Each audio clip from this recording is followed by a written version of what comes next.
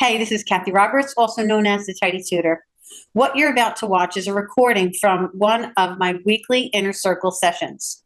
This month, the topic is ADHD and ADD. This is something that I decided to steer clear of long ago, but I recently found that maybe I was wrong.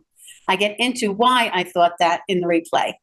So far, we do everything recommended that I've been learning in my ADD research, and it has been so helpful to me and those that have been in the session so far to see the connections. This video is about an hour long. I invite you to do what members do. Use it as a co-working session. I prompt you with the Pomodoro timer, and you get stuff done while you listen, and I let you know when it's time for a break and when time is up ultimately. So you'll have a full hour when we're done. I'd love to know what you think of this video. Please let me know in the comments. Okay, here we go. Welcome to our meeting today. I only have notes today, not slides, but I can share the notes as I read them. All right, it's more like a script than notes, because first I wrote the notes, then I wrote the script. Because what I'm talking about today is something that I'm just learning.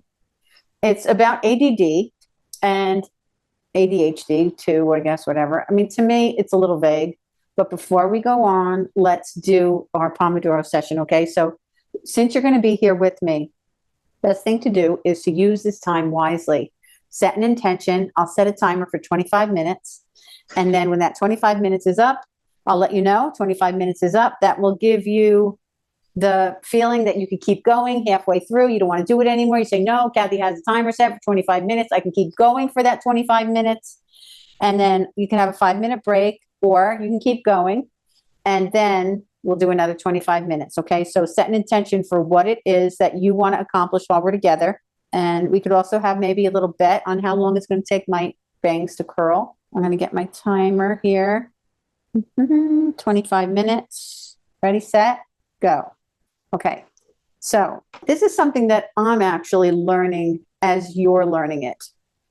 When I first started with Pam and Peggy, one of the first things Pam and Peggy said in their book, Sidetracked Home Executives, was that only an alcoholic can help another alcoholic. Only a slob can help another slob. And they mentioned that, how many times have you been told by somebody who's organizationally gifted, like something to do, and you feel like, wait, didn't you leave out a big chunk of something? And so they talk about this expert theory. Now, actually, I think I might have talked in all of these years. What I've brought in has kind of blurred with theirs. I think I might have brought this in, but maybe not. I don't remember. But I do know that I took a college course, and it was on human growth and development. And in that course, it talked about something called the expert theory. And it was how people really can't learn from the experts. They have to learn from somebody that learned it. And then that person could teach it, because they know what not to leave out. Like if you were going to talk to a 3-year-old, you wouldn't just say, go in that room and turn on the light. You would have to give specific directions. What does that mean, turn on the light? You would have to say something like, go to the end table in the living room and push the button on the lamp that's by the couch, because that's where they're at. And if you say something to us like, go in the kitchen and just start cleaning it up, I think you missed something. Where do I start? How do I know where to start? How do I know what to do? There was something else was just there that was an example that I had in my mind. Give me a second. I know the book 7 Habits for Highly Successful People. I know that there is a lot in my course that is from Sidetracked Home Executives. The basis of it is Sidetracked Home Executives. There is a lot that has been brought in from all of the years that I've been doing this, and this is one of them, which I forgot already. It is. God, Kathy, really? Did you do that? I know. I read the book 7 Habits for Highly Successful People, and a friend of mine was reading it at the same time. So I said, I told her, I'm reading this book, 7 Habits of Highly Successful People. Do you want to read it along with me? We'll kind of touch base, and this way, we'll finish the book and whatever, right?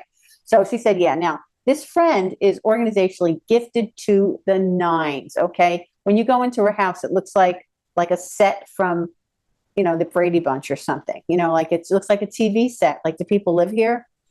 And so she read the book and I read the book and I liked it. I did. I really liked it, but I couldn't use it. One of the things he says right from the beginning, I think Stephen Covey wrote it, right? Am I right about that? Stephen Covey wrote that book, Seven Habits of Highly Successful People? I think he did. So anyway, he said, think about what needs to be done, make a list of those things and prioritize them. Well, that makes so much sense in your head, but then you go to do it. And if you are who we are, we say, isn't everything a priority? Like, everything's how they miss something, they skip something. The example they gave in the class, I'm not even at my notes yet. The example that they gave in the class that I took on human growth and development was back in, I don't know, 1990 something, it was 30 years ago. And so they were talking about a telephone system in a company. So say somebody came in with a brand new telephone system and everybody had one on their desk and there were buttons to push and all of that and people to forward people to and recordings and all of that. Well, they said that the people that developed the phone system could not train or teach anyone how to use it because it's so second nature to them that they would leave out great big chunks of things that they thought everybody should know that. Like, oh, I don't have to tell them that. Just like you think that you wouldn't have to tell somebody, turn on the light, and then you say, well, go in the room, walk to where the door is. You're going to see this little switch. It looks like a little stick coming out of the wall. Push it up. That will be the light turning on. Like, we don't think we have to say that, but to somebody that's never seen a light switch or knows how to turn a light switch on, or even knows that they can, that's what you would have to do. And so that's what happens with us. We really need to know what to do from people who are not experts because they leave out so much of the details. And, then we feel stupid. We feel stupid to say, all right, so go in the room and clean it. All right. And then even if we said, all right, where do I start? Start with the dishes.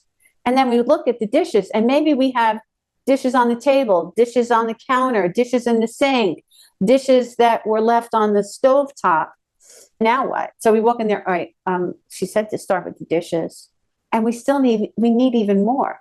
Okay, well, how do I start with the dishes? And then we need to be our own mommies somehow and break that down. It has been exhausting for us organizationally challenged people. Now, organizationally challenged, that word came from me because I just didn't like the word slob. Slob, I think, is a great word. It stands for spontaneous, lighthearted, optimistic, and beloved. But we don't really register that in our mind when we say slob.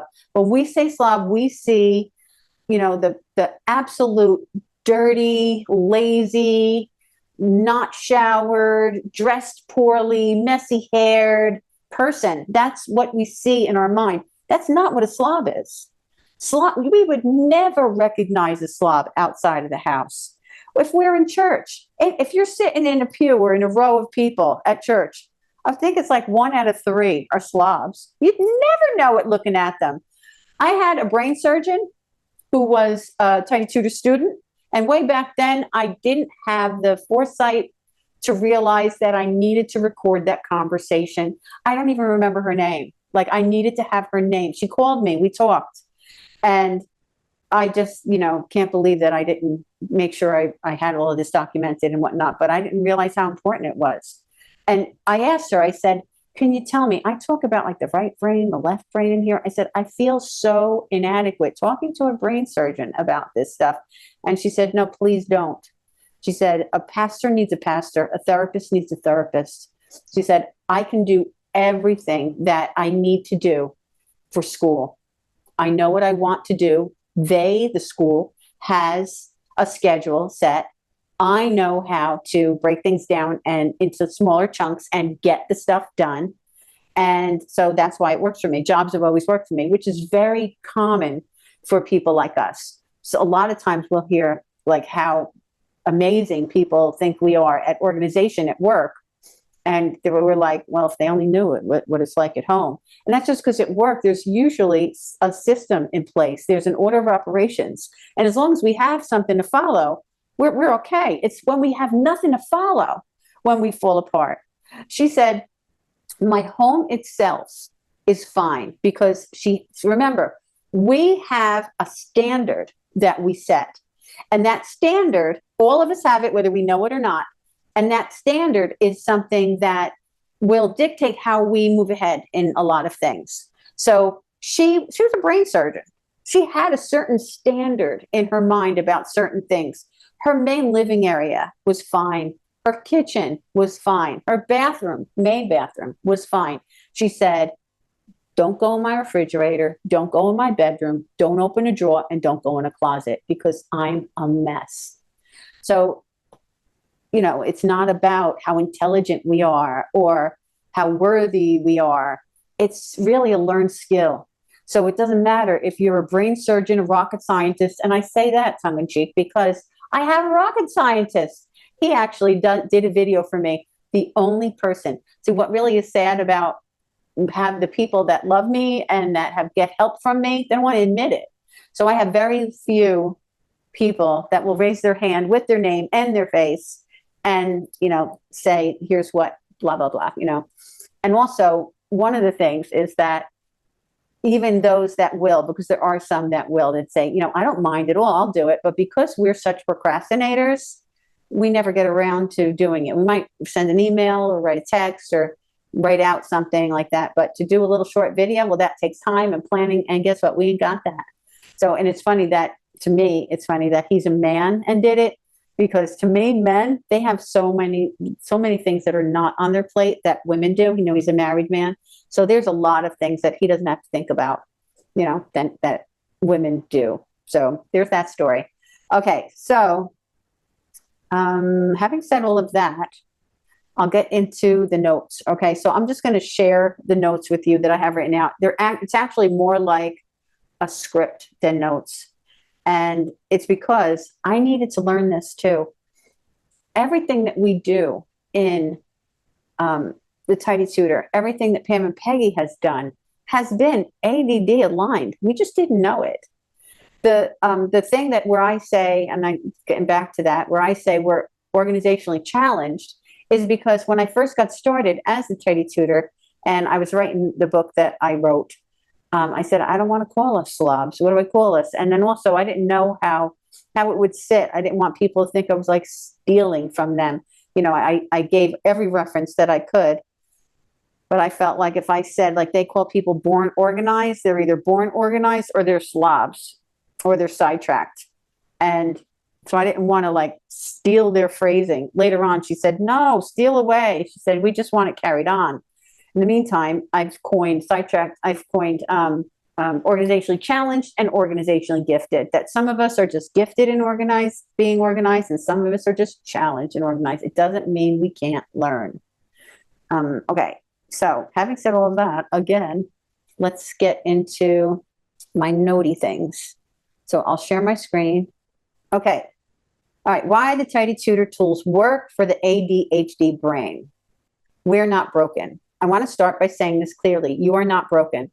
If you struggle with follow through, if your home never stays organized, if routines fall apart, it isn't because you're lazy or hopeless. Most systems were not made for you, but the ones that I teach, they were made by someone who thinks like you, someone who lived it. So the Tidy Tutor brain, science, even if I didn't know it. Pam and Peggy didn't set out to design an ADHD-friendly system. They just wanted something that worked for them. People who struggle with clutter, routine, and traditional methods. My input after the years of working with it, that it goes where it goes, hurry up and slow down, status quo principle, right brain versus left brain, count Mississippi's, the happy factor. These came by the same means as theirs did. Recently, when I listened to experts talk about how ADHD brains function, I realized this is exactly what I do and teach. So today, I want to show you how the things we do in the Tidy Tutor are backed by how your brain actually works. That way, you can stop thinking you're doing it wrong and finally trust the system. So counting Mississippi's, that's something that I developed for myself because I didn't want to finish and I didn't want to start.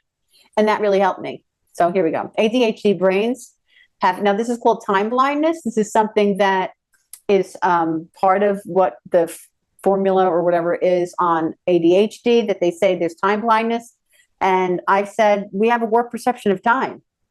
The ADHD brains have something called time blindness. We misjudge how long something takes. We either think it'll take forever or we totally underestimate it. That's why Count Mississippi works. It anchors you to the moment. It gives your brain a way to feel time. Don't you love that line? It gives your brain a way to feel time. And it proves to you that you can do something uncomfortable for 15 seconds, and sometimes just starting is the win. And I say 15 seconds because some things literally are 15 seconds, like put the mayonnaise away, wipe the counter. 1 Mississippi, 2 Mississippi, 3 Mississippi. It probably takes about 10 Mississippis to clean up from lunch.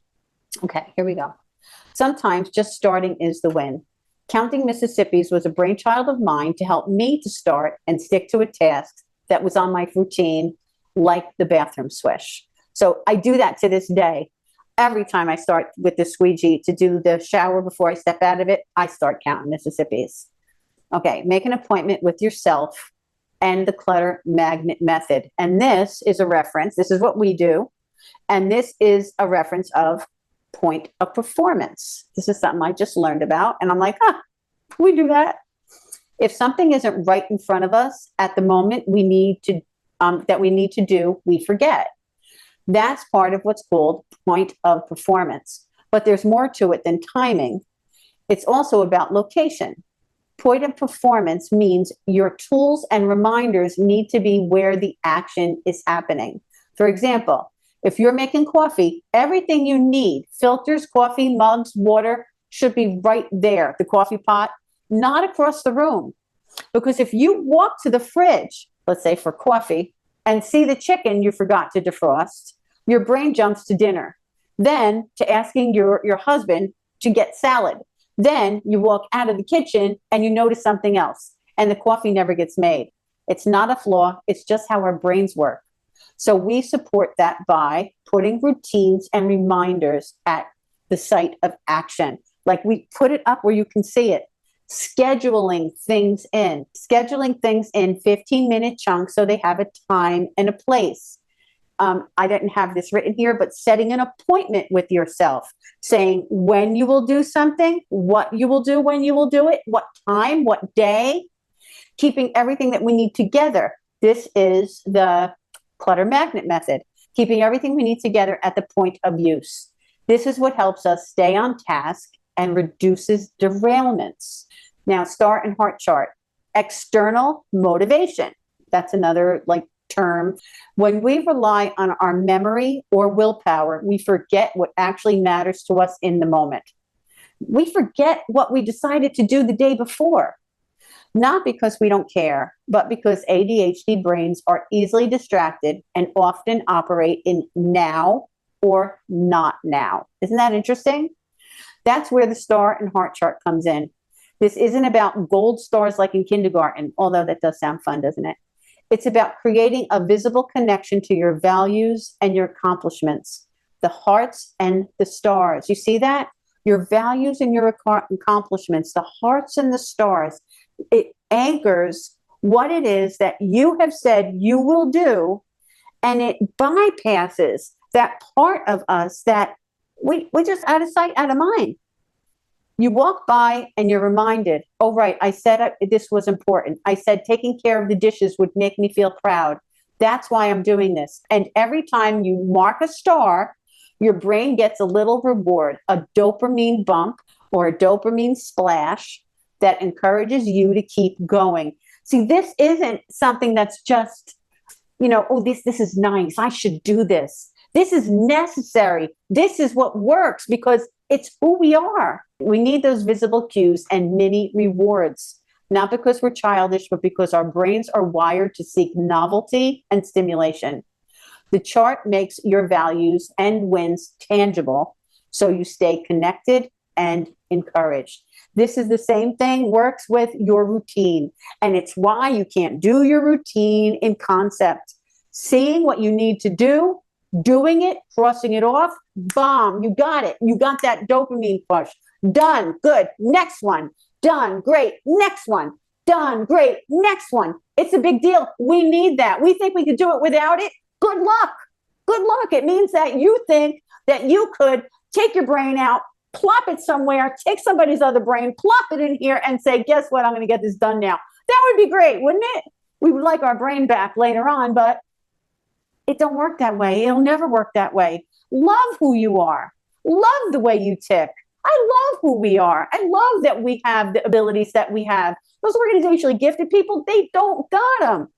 So instead of thinking, oh no, I have to do this for this to work, I have to do that for this to work, I would so much rather have that crap outside of my head than in it. I want other things in my head. Okay, now the room of choice. This is actually a brainchild of my own. Dopamine and quick wins. One of the biggest problems ADHD brains face is overwhelm. We look around, and this is also, it should be room of choice, and I'm going to do it here. Room of choice and routine. And routines. Okay. One of the biggest problems ADHD brains face is overwhelm. We look around and everything feels urgent and impossible. That's why we start with the room of choice. It gives your brain something it craves, a quick win. Now, it doesn't necessarily have to be a quick win as in it's done quick, but the quick win of knowing this is the room that I want to tackle. I know what I'm going to do. And it's a win. It's a quick win as in it makes you feel good now. When you start in a space that matters to you, one you choose, you're creating an easy path to success. You're not waiting for motivation. You're generating it by doing something and finishing it. And with the routine and plan, you'll finish it. Because we just don't go into a room and say, all right, my room of choice is going to be my bedroom. And then we go in there and we're like, when you were a kid, go clean your room. We have a routine. We know how to declutter. We know where am I going to start in the room? I'll start at the bottom of the bed. When am I going to do this? I'm going to do it every morning at 7 a.m. for 15 minutes. I'm going to do it every afternoon after lunch for 30 minutes. However it is, we don't have this willy-nilly and pell-mell. We have a system in place to get to this. So after we choose the room of choice, great win right there. This is what I choose. This is what I need to do. Go in there. You got your plan. You know where you're starting. You got a routine going on. The routine's huge. All right, so I'm going to tell you that 25 minutes is up. I'm going to set a timer for 5 minutes. Take a break if you want to, or don't, but I'll let you know when the 5 minutes is up, okay? All right, finishing gives you a dopamine boost, which literally fuels your next action. Do you ever notice that, you feel like it's in the showing up that really all you need to do? Like, well, I really didn't want to do this, but like, say you walk. You say, oh, I don't want to walk. But then you you just get your shoes on, you go outside and you start walking. Now you're fine. Because it isn't about the beginning or the wanting to. It's about the doing of it. And with the doing of it, it fuels the next action. And all of a sudden now, you're like, why did I think this was a big deal? It's not about doing the most important room. It's about doing a room that makes you the most happy to complete so you can build that crucial momentum. Now, we also know that there is a little caveat to that. It doesn't have to necessarily be the room that makes you the most happy to complete. It could be, the room of choice could be because it's something you have to get done now. Maybe you're having repairs done and they can't come in to do the repairs unless that room is done. Because we have something that's time framed, I've got the word right. We have something that is put us between a rock and a hard place. That gives us the motivation to say, all right, I got to get this room done because so-and-so is coming tomorrow and they're going to be working on my plumbing. See what I mean? So there's that. Just wanted to say that in case somebody said sometimes it's not, because it's what makes you the most happy. All right, one small success leads to another, and then suddenly you're moving forward instead of shutting down. Now, I added the routine here because first this was just room of choice, dopamine and quick wins. Routines, same thing, dopamine and quick wins. With your routine, it's what you get. With each one, a quick win. With each thing to do, a quick win. But you will never get to that point If you're still thinking you don't need to look at a routine and you don't need to check anything off and you don't need to follow a system, you will forever be fighting against your own freaking brain. If it hasn't worked up until now, it's not going to work later. You know, you ever hear that saying, like, if it didn't work 5 days ago, 5 years ago, 5 weeks ago, 5 months ago, it's not going to work 5 days from now, 5 weeks from now, 5 months from now, 5 years from now. If you're still doing the same thing you were doing 5 days ago, what you're doing 5 days from now, nothing's going to change. Nothing changes unless something changes. Okay, here's another thing. Co-working, Pomodoro, and they have focus and accountability. This meeting isn't just a nice support group. Now, I think they have actually a different word for this. I don't think it was focus and accountability, but I don't remember what it was, and I obviously didn't write it down. But this was something that was really, I think it's going to be coming soon, though. But so we'll just move on. Co-working, Pomodoro, sessions, focus, and accountability. This meeting that we're having right now isn't just a nice support group, it's a strategy.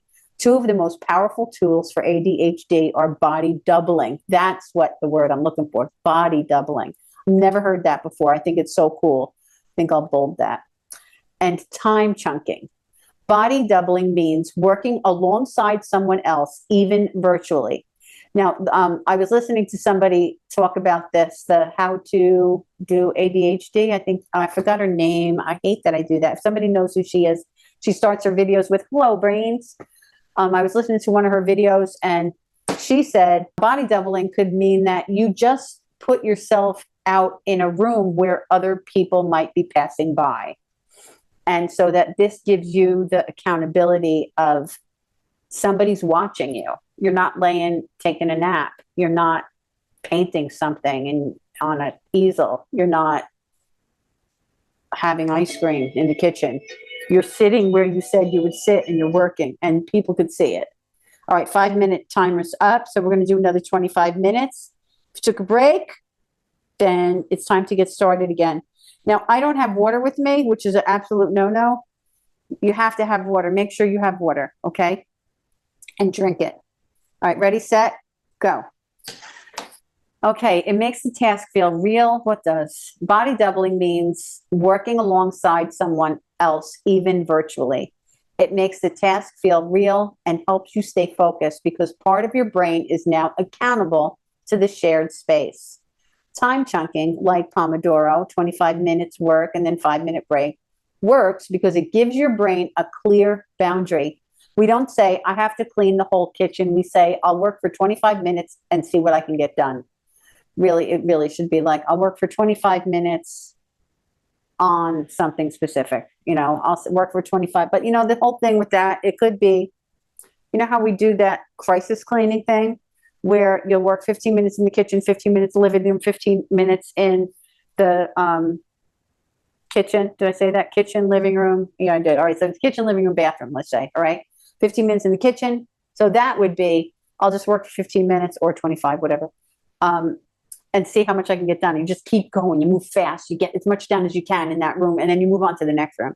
So that can work. I'll leave it alone. These sessions combine both tools. That's why people tell me I get more done here than I do all week. It's not magic, it's neuroscience, and it works. So a lot of people who join us in these meetings do get more done in a specific task that they wanted to do than they do all week because they show up. Now, do you have to be here live for that to happen? No, you don't. You just have to make an appointment with yourself that you do it and you put it on. I do that with several things that I belong to. There's this one particular something I belong to. I prefer to do it when it's not live because there's a lot of things that, you know, starting, you know, you start in the meeting, saying hello to people and whatnot. So I get myself busy while that's going on. Can't really do that while I'm watching it live because I don't know what's coming next. And so I'm able to like just stop myself and move on. I can fast forward when I want to the next thing. I can stop it and do something and come back to it because the thing that I'm talking about actually requires brain, you know, like me to do things, doing it. But there's a lot of things I could be cleaning up or doing some part of my routine while I listen. So don't think that you have to be on live to get the same benefits. You don't. And we have a community. Use it. Go on there and say, this is what I'm doing now. Anybody want to join me? Get an accountability partner. I just got an accountability partner with somebody in a different group that I'm in. And I posted in our group area, here's what's going on with me. This is what I need. Anybody resonate with that? And now, just to let you know that it's not the first time I've done that. And a lot of times you'll get a bunch of people and nobody sticks. Just keep going. It's like church. You're not going to give up on church because the one you went to sucks. Just go to another one. There's going to be a good church. There's going to be. So it's like you had a bad friend, so you'll never have a friend. You just, keep looking for a friend. You'll get a good friend. There are good friends out there. And so just to say that does happen. But anyway, in this case, it was great. Some woman went on there and said, I'm in the exact space you are. When can we meet? We hopped on a Zoom. Oh, this is great. How do you want to work? Every day we're in connection. It's great. Do I meet her on Zoom every day? No. But I have somebody I can connect with. You guys can do that. What's stopping you? It's a need. We need it. Everybody needs it.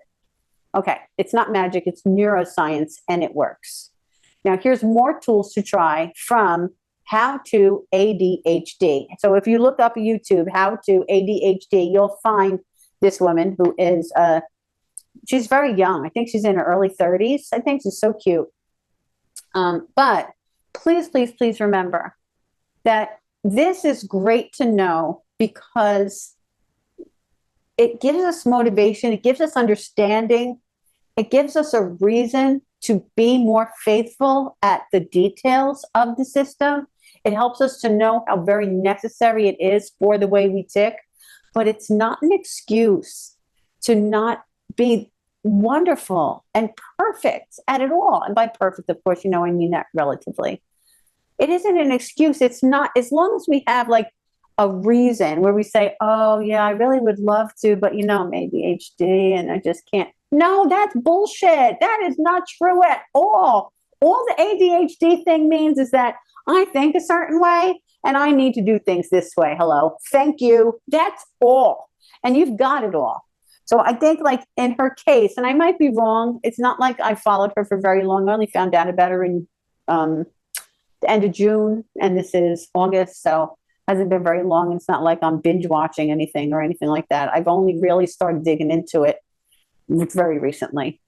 But anyway, so I may be wrong, but I really do feel like she identifies with an ADHD person. And I just feel like it's not the best thing to do, to identify as that, as anything in particular, really. Anything that, fine, you want to identify with as child of God, I think that's wonderful. If you want to identify with anything that is really super positive and a true reality, like I identify as a woman. I have a tchotchke down there. I have given birth, or I had the ability to give birth if I never had. I identify as a woman. Fine. You want to do that? That's great.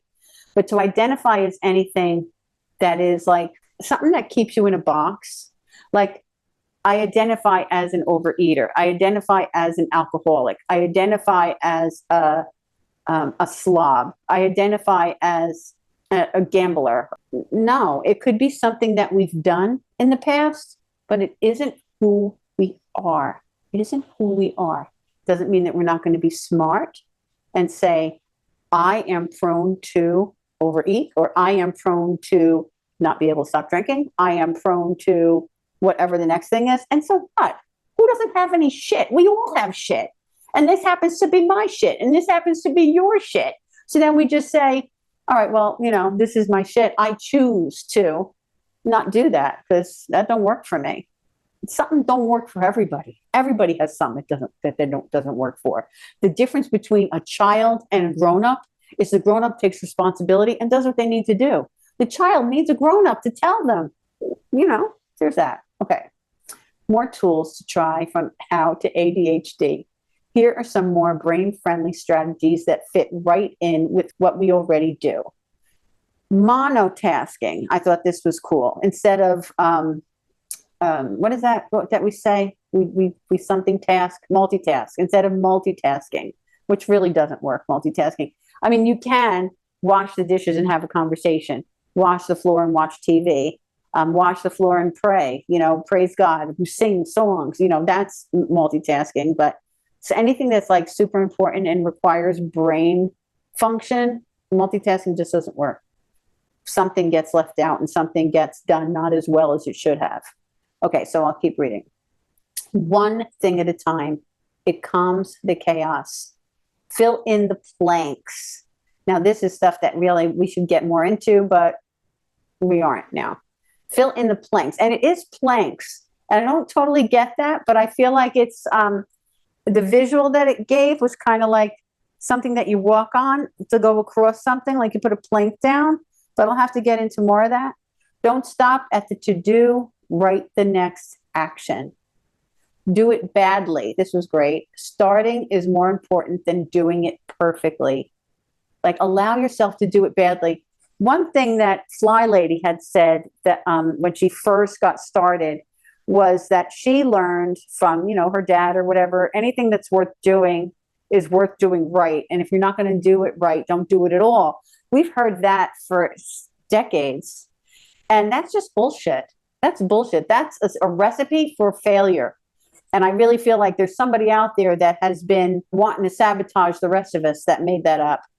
Because anything worth doing is worth doing wrong. We can't get better at anything if we don't fail at it. We'd all be still rolling around and crawling if we were afraid of failing because we couldn't walk, because nobody's ever walked and not fallen before. So there's that. Do it badly. Starting is what's more important than doing it perfectly. Move before you start. That's another one. Move before you start. Movement triggers brain action. Now, this is something I listened to a little bit today about what exercise really means to our brains and our functioning. When you feel like I don't have time to exercise, you don't have time not to. And if you feel like also I'm too exhausted to exercise, I have to tell you from experience and also from what I've learned, it gives you energy. It gives you way more energy. Years and years ago, I started at a gym, and I remember I was exhausted. I had just gotten divorced. I was painting during the night in somebody's office building. I was cleaning houses, and I was a crossing guard. And I was exhausted. I really was. I was just so tired all the time. And when I joined the gym, I joined with my daughter. I said to myself, I don't know how the heck you're going to do this, because you're going to have to get up earlier than you actually do now. And all of that energy you're going to put out there, how are you going to do this? Do you know that from the very first day, I had more energy from that very first day than I had. It gives you energy. It oxygenates your blood. It puts oxygen into your blood. It does something to your brain that's incredible. All this stuff going on. So move your body, okay? Even if you feel like you can't. There was a time that I was in a hospital bed, broken all over the place. I flexed. It's what I did. I couldn't move, but I could flex. I was stronger when I got out of that bed than I was before I got in it, and I was 28 years old at the time, or 29. I flexed. So I flexed my legs, I flexed my butt, I flexed my feet, I flexed my arms, I flexed my cheeks, I flexed. I couldn't do anything else. You can do something. Don't say you can't. No matter how, you have bad knees, there's chair yoga. There's so much we can do, and we need to do it. We need to take the time to do it. I started walking, last year. I was in the hospital I'm going on my anniversary of when I went in there. I think it might be just about now. And I was in the hospital for 10 days, and it took me quite a while at home to recover. It was not an easy recovery. And I realized I was not moving my body. I had become so sedentary that it was just, pretty sad. And so I had to have started walking. And I remember trying to talk myself out of it. And I'm kind of ashamed to say that it wasn't until maybe, I don't know, maybe 6 months ago. I didn't do it right away. Don't ask me why, because I knew like right from the start, I have to do things different. And granted, I really, really did do things different, but one of them was not, getting my ass out there and walking. So to make a long story short, what a difference it makes for me. What a difference. And there's time. You always think there's not enough time. There's time. So here's that story. All right, move before you start. Movement triggers brain activity. A quick walk, stretch, or dance works. No shit, okay? This isn't about discipline. You're not lazy. You're not unmotivated. You're not failing. You just haven't been working with a system that respects how your brain works. And if you do have this system, but you haven't been using it, you just haven't convinced yourself that this system will work for you. The reason the Tidy Tutor feels doable is because they are designed for people like us. You don't need to change who you are. You need support that meets you where you are. There, that was a mouthful. All right, so I'm going to stop the share. Say hello. Hello, Juliet. Look at the time. We've got 9 minutes left for the 25 minutes that we had going on. I'm going to go get my water in my room, okay? And so if you guys can just chat amongst yourselves, or you could put in the chat what you've done since you started. I'll be right back, okay? I'm just going to get my water. And if you have water, drink it. Thank you. Finally starting to get furniture in this room. Remember the room that we did, we put a big wall down and had a slider put in, lights above, whatnot. But we had enough furniture in it. So we got a couch and TVs over there and a coffee table that this is on. But that's it. We don't have anything else. I'm going to paint this green behind me, like a moss green. Put some pictures up there. All right, I'm going to look at the comments. Meal prepping, Debbie, good for you. Do declutter box of papers in living room. That's Gloria. Juliet, yes, I was helped so much from a trainer who used to have a weight problem and was addicted to food versus a trainer who never had that problem. Yeah, they come from a different place. They come from different, there's even a lot of things they just can't understand. Okay, Juliet said, working on the coffee table, good for you. Gloria, got half the box done, got almost all of those things put away in the right place. That's great. Yay. I've been working on the office. I mean, God, have you heard how long I've been working on this office? A long time. I took everything out of the storage areas and emptied every box. Is that actually true? And I took everything out of the storage areas, opened every box, labeled every box, put in my planner what that box is and where it is in there. Consolidated 4 boxes into one, decluttered a whole bunch of clothes that I thought, I'm going to fit into these. And I'm not saying I won't fit into them, but it's time to just let them go. If I'm going to fit into different clothes, I'll buy them. All right, so we're top of the hour. All right, so we're good, everybody? All right, thanks. God bless you guys. Love you. Yes, we love you too. Okay, bye. So what did you think about it? I look forward to hearing what you have to say, and I'll check the comments. This meeting that you just watched, it's something that me and my inner circle people have been doing for many years now. They've been such a big part of my life. I can't imagine what life will be like when they're over. Something that I'd like you to know about the videos here on YouTube, you'll never see an ad on the channel. I don't monetize it, and I'm not going to. So I ask that if these videos help you and you'd like to support what I'm doing, you could always buy me a coffee or contribute any amount. It helps me keep the lights on and to know that you want me to keep showing up here for you. The links are in the description if you feel led. Either way, I'm so glad that you're in my world. See you on the next video.